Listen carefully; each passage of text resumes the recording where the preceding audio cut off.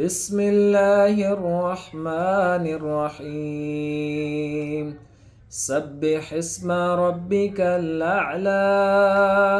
الذي خلق فسوى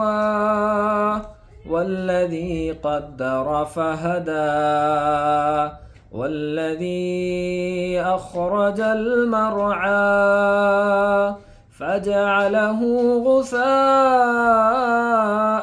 أحوى سنقرئك فلا تنسى إلا ما شاء الله إنه يعلم الجهر وما يخفى ونيسرك لليسرى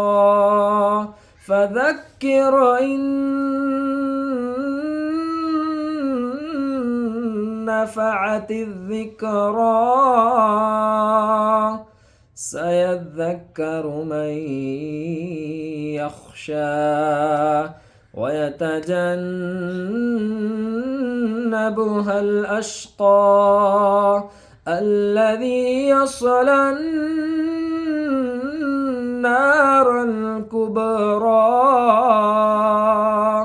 ثم لا يموت فيها ولا يحيا قد أفلح من تزكى وذكر اسم ربه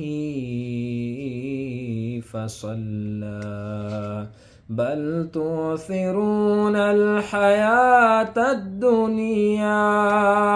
والآخرة خير وأبقى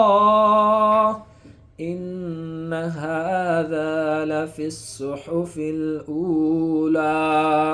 صحف إبراهيم وموسى.